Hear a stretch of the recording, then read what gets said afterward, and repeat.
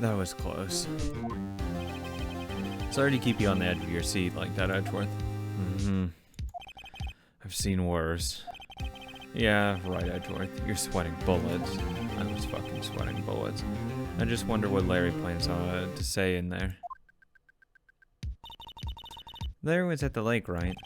Yeah. He said he went looking for the Steel Samurai balloon that flew out into the lake. Oh, right. And when he found the balloon in the air tank that night, right? Yeah. Hey, Edgeworth? Huh? You say something right? Yeah, a lot of things. You seem out of it. What's wrong? It's nothing. Mr. Edgeworth, there's something I've been meaning to ask you. What's that? Where are your fingerprints on the murder weapon? Oh.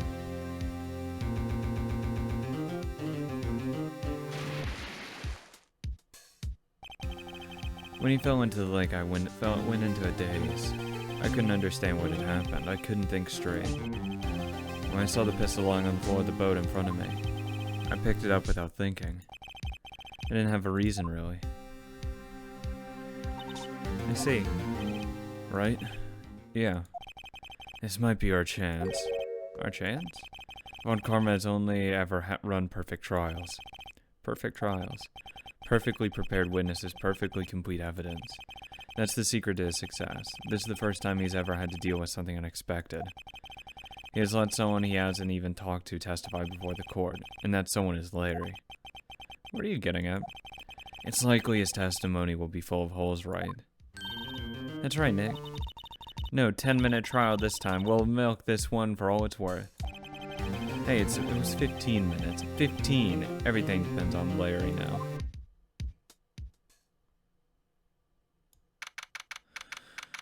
December 27th, 10:35 a.m. District Court, Court number 3.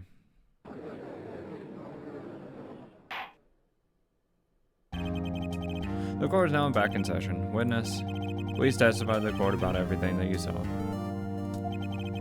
On the night of December 24th. Right, leave it to me. Please, Larry, don't mess this one up. I hate to admit it, but you're our last chance. Von Karma didn't even have time to prep his witness. I just hope Edgeworth is right about this being our big break. Night of the murder.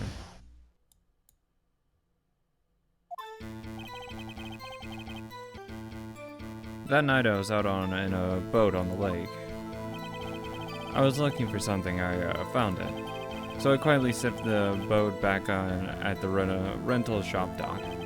Then just as I was thinking about going home, I heard the bang. I looked out over the lake, but I didn't notice the boat. So after I heard that single gunshot, I went home. That was unusually vague testimony, even for this court. In any matter, Mr. Wright, you may begin your cross-examination. Yes, Your Honor. What's wrong, Nick? It's Larry. I have no idea what he's going to say if I press him. I'm a little scared. Well, we've come this far. There's no way to go but forward, Nick.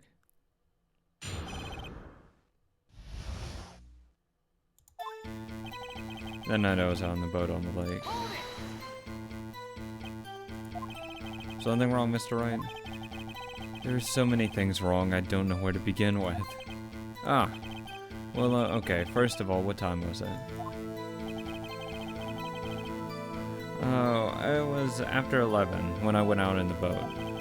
By that time, everyone had gone home for the night. So I waited until the coast was clear, so to speak. And why were you out on a boat at such a late hour? I was looking for something and I found it. Looking for something? Oh, yeah. Mr. Butts, what was it you were looking for? What the witness was searching for is irrelevant. Most likely he was hunting for this Gordy.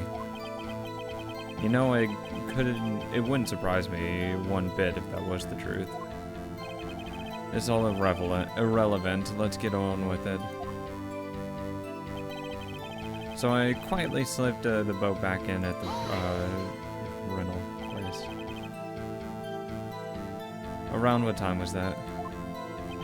Oh, well, let's see. I figure I was searching for about an hour. I guess it was around 12, yeah. You're not sure? Hey, don't give me that face. I'm not some sort of human sundial, okay? People use watches these days, Larry.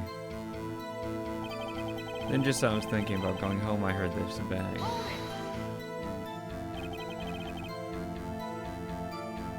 Where did the sound come from? Yeah, well, I wasn't too sure about that. I looked around, you know. Did you look at the lake? Yeah, I looked. I looked out over the lake and I didn't notice the boat.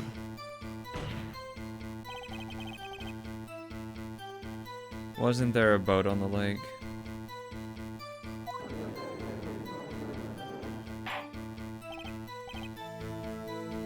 Order, order. Well, Mr. Buds. Whoa, whoa. Everybody just calm down, okay? I mean, it was real foggy that night. I'm not sure whether there was a boat out there or not. Okay, no problem. That's just the most important part of this case.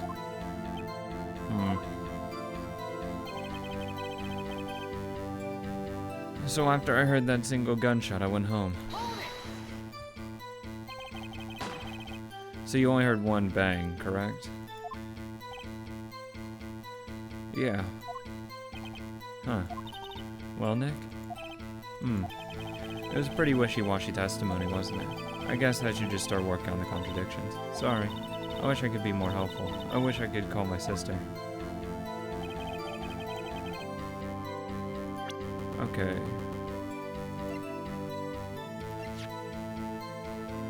Heard 2 gunshots. Okay, so I'll go in and get it where he says 1 shot.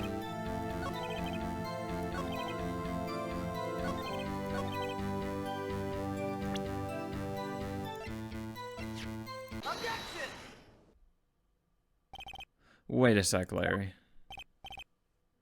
What? You only heard 1 bang, you're sure? That's what I said. But Miss Lottahart testified yesterday that she heard 2 bangs. And then the old man just now said the same thing. They both heard 2 gunshots that night. Huh? Were you even listening? Were you paying attention at all to what they said? Yo, Nick, please. Huh? You know, something's been bothering me. I'm a witness, see? I'm like a customer here.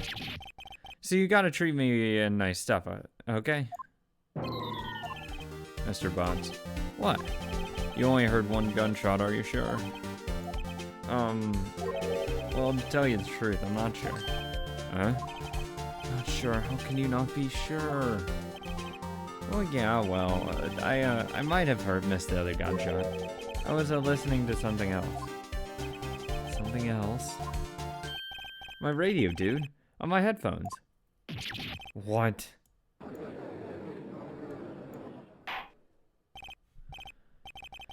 Order, order, and stop that booing. Mr. Butts, you were listening to the radio on your phones. Yeah, so what? Is that a crime? I listen to my radio. Everybody listens to the radio. What's the big deal? Mr. Von Calmer, your opinion? Waste of time. I do not accept this witness, nor his shoddy testimony.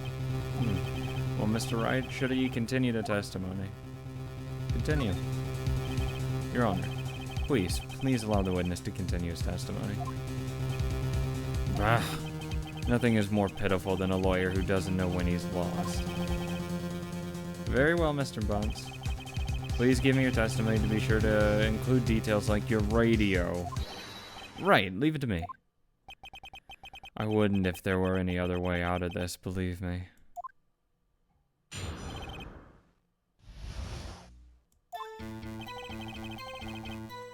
It's lonely being alone on Christmas Eve. That's why I was listening to an all-request show on the radio, see?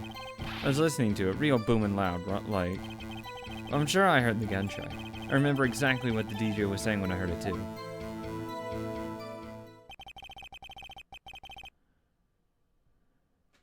You were listening to your radio at a high volume? Yeah, what's the big problem? Can't a man listen to his radio in peace? Isn't it a free country? I truly believe Larry has no idea what the problem here is. Judge, can you believe a word this witness says? That what he heard was probably nothing more than a drum beat from the radio. True enough, it is difficult to believe this testimony. Wait, Your Honor. The witness said he remembers exactly what the DJ said. DJ? An announcer, the guy who says things on the radio. Disc jockey, for fuck's sake.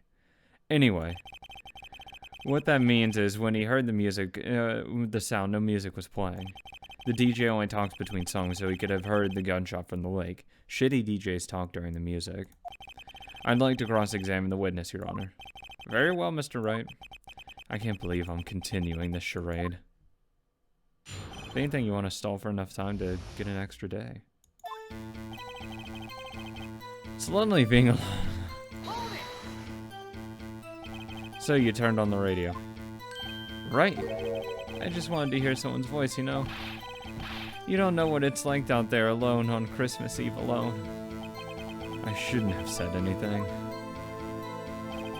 That's why I was listening to an all-request show on the radio. What was it called? Do you know by any chance remember the name of the program you were listening to?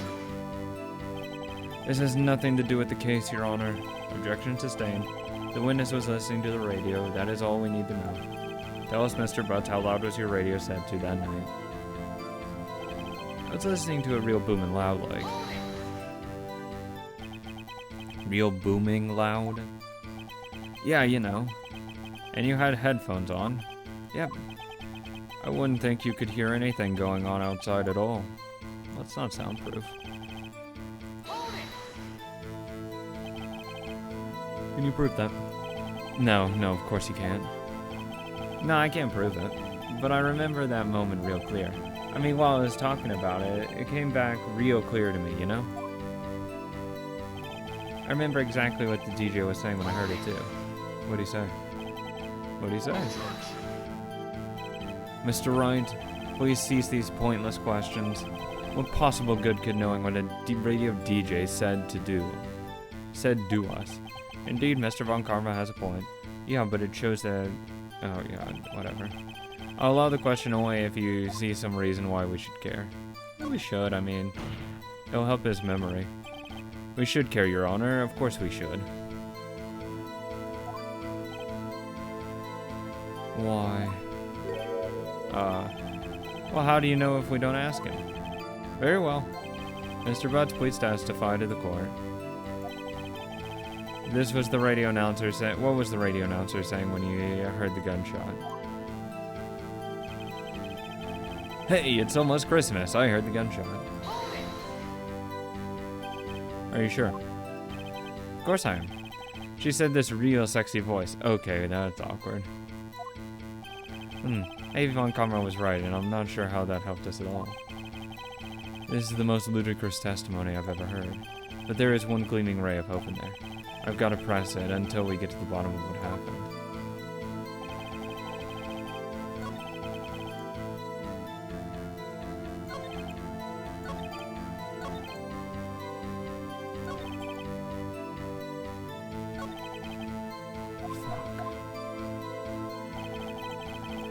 Maybe press this. No. So you turn the radio on, yeah.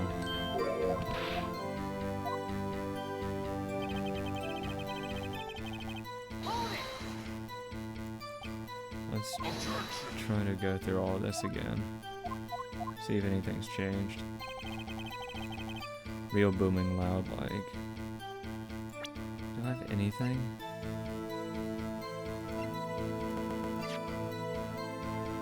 '24th. Oh, fuck. Autopsy doesn't say when.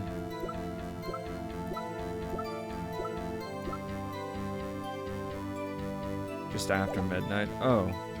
The 2 shots came after midnight.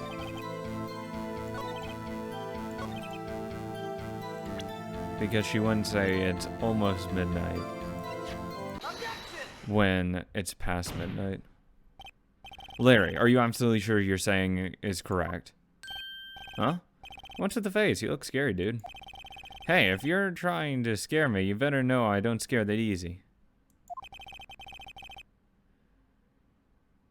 Is something the matter, Mr. Wright? Your Honor, did you hear what the witness just said?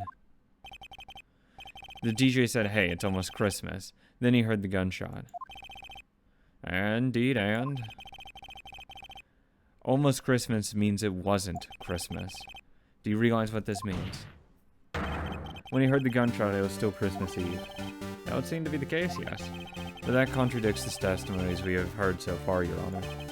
Both Miss Hart and the old man said he was shot after midnight, when they heard the shots. In other words, when they heard the gunshot, it was already Christmas. This is a clear contradiction, Your Honor. Order, order. What does that mean?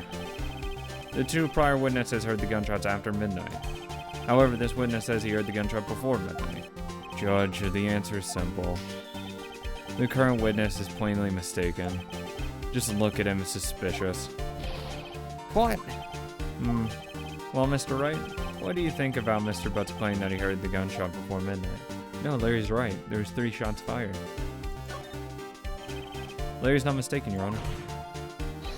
He heard the gunshot before midnight. Intriguing.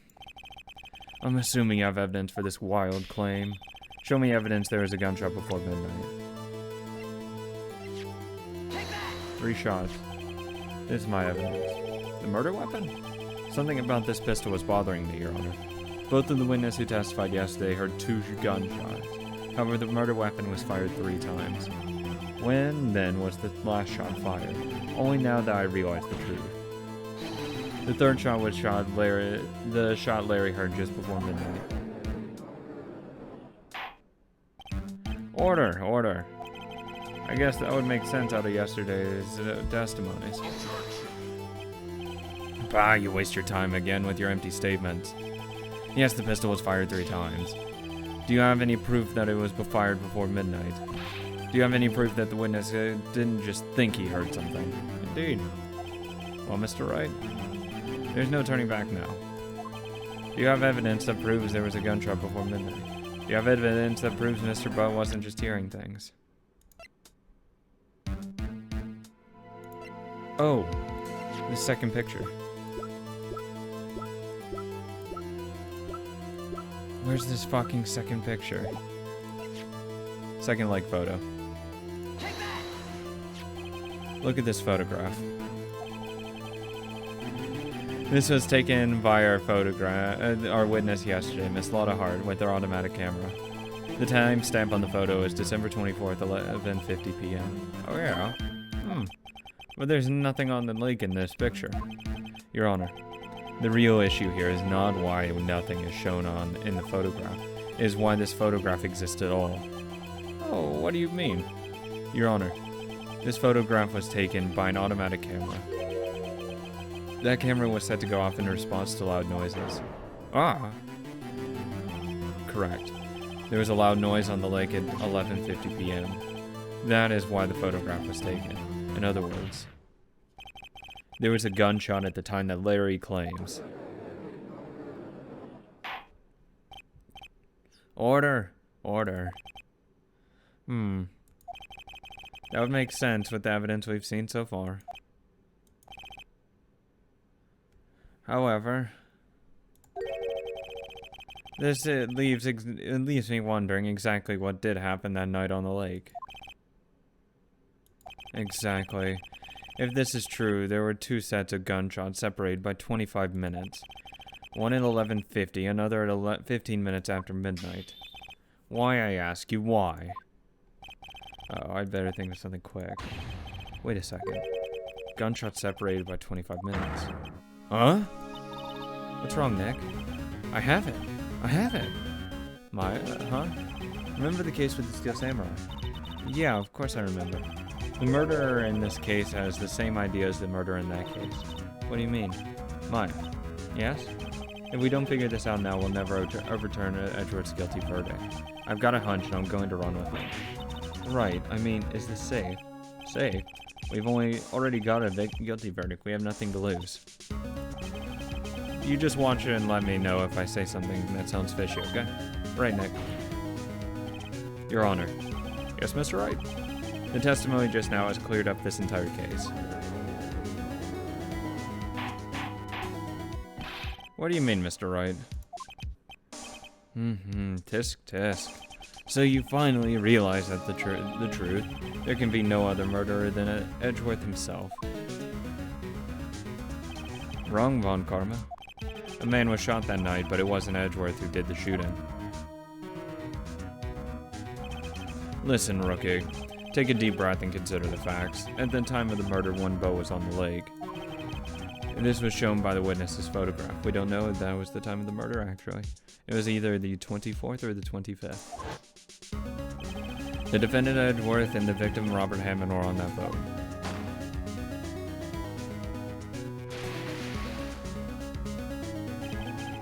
There was a gunshot fire on that boat and Robert Hammond fell into the lake. The distance of the shooting was 1 meter. It couldn't have been suicide. Well, the guilty party has to be the other man in that boat.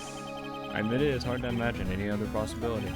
Yes, but this assumes that the victim was shot at 15 minutes after midnight. What do you mean by that, Mr. Wright?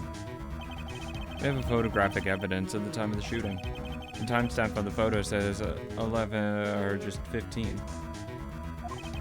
But Larry heard a gunshot 25 minutes after that. Robert Hammond was killed then, 25 minutes before the shot on the lake. That's the only way that Edgeworth could be innocent. Mr. Wright, are you quite mad? Explain who this is sitting in the boat. Edgeworth and the murderer. Maybe? It's not Hammond. So I'll say Edgeworth and the murderer. Or it could be the murderer and Hammond. No, Edgeworth. And the murderer. Of course it was Edgeworth and the murderer. After that murderer killed Robert Hammond at 11:50, he assumed the guise of Mr. Hammond and Medja Edgeworth. What? Are you serious? Yes, Edgeworth won't tell us why he went to the lake that night. However, I have a hunch. That night, Robert Hammond called Edgeworth to the lake. Now, Edgeworth didn't know Robert Hammond's face that well. That's why he didn't suspect anything when the murderer took Hammond's place. I'm not sure what to make of all of this. Ludicrous! Mr. Wright, tell us the name of the murderer's then. The murderer's name. Right. It's...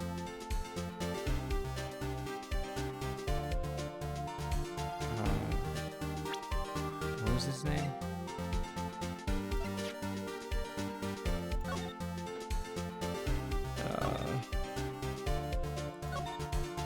Yanni Yogi is gonna be the dude's name. It's not gonna be a lot harder. Could be, actually. Oh no, I don't know. Actually, I don't know the murderer's name. You don't know? Again, you waste my time. I don't know because he never told us. Old man. The murderer is the caretaker of the boat shop, that old man. At 11:50, he was the one who killed Robert Hammond. The caretaker of the boat shop? When did he do this? Well, there weren't any boats on the lake then. Why would he have to go all the way out to the lake just to shoot someone? May I suggest that the real scene of the crime was not in the boat? What? Well then, where did the murder take place? Show the judge where the murder took place. Inside the shack.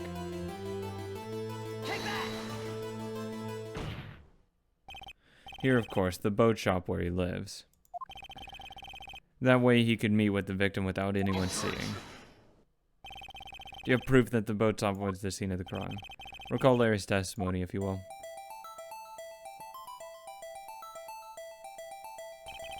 That night he was out on the lake in a boat searching for something.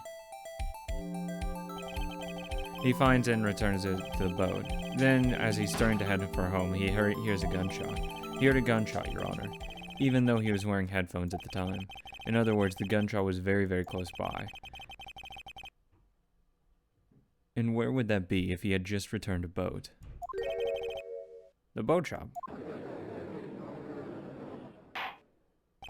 Mr. Wright, what happened that night on Gourd Lake? Please tell the court from the beginning. Yes, Your Honor. Nick, are you sure about this? Not really. But I think if I start at the very beginning, and I take it slow, I might just be able to figure this out.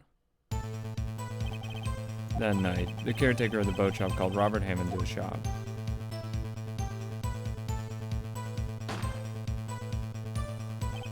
This was around 11:50. That was when the gunshot that Larry heard was fired. After that, the caretaker put on Robert Hammond's coat. He became Robert Hammond. Then he got in the boat with Edgeworth and went into the middle of the lake. And who fired the pistol on the boat, Mr. Wright? The boat shopkeeper.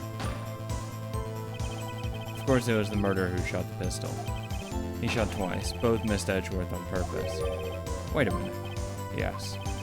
Why would he shoot twice if he didn't mean to hit anyone? Details. Know this, Mr. Wright. The moment you run out of explanation is the moment you lose. Tell us why the murderer had to shoot twice. To create a witness. I believe he shot Wyatt twice to create a witness, Your Honor. Create a witness. The murderer lifts his pistol and fires one shot. That ensures that anyone who heard the shot would look at the lake. Indeed, Miss Hart did exactly that after hearing the first gunshot. Next, the murderer waits a bit and fires again. Then, the murderer jumps from the boat himself, leaving the pistol in the boat behind him.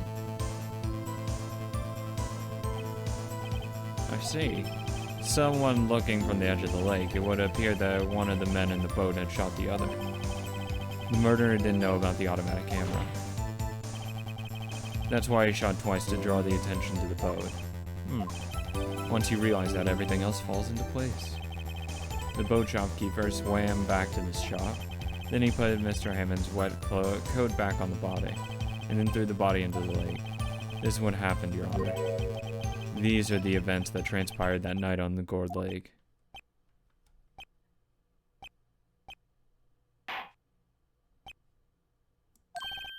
Bailiff, bring out the witness from before. The boat shopkeeper, quickly.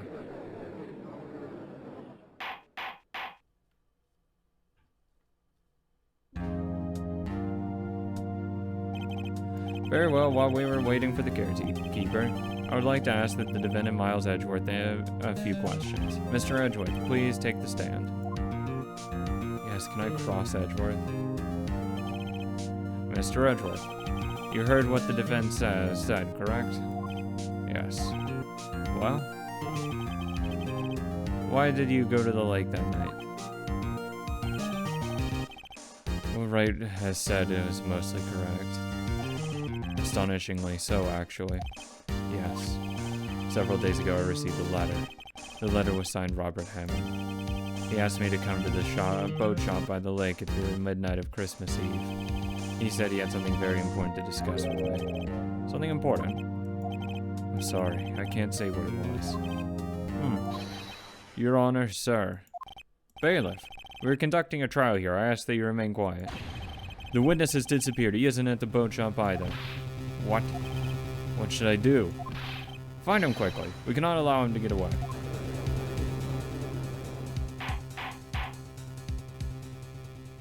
Oh, wow. Mr. Von Kammer, your witness has disappeared. A search warrant has already been issued. It goes without saying that I cannot declare a verdict under these circumstances. I will extend the trial until tomorrow, the final day allowed. I request that the police department utilize all its forces to find the witness. Am I understood? One more thing. Just who is that boat shop keeper? I think his identity has become very important to this trial. I want him, and I want to know who he is. Very well. Court is adjourned.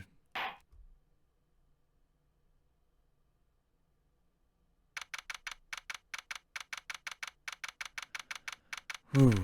Number 2. Lobby number 2. Yay, Nick, you did it. Damn right I did. That was much better.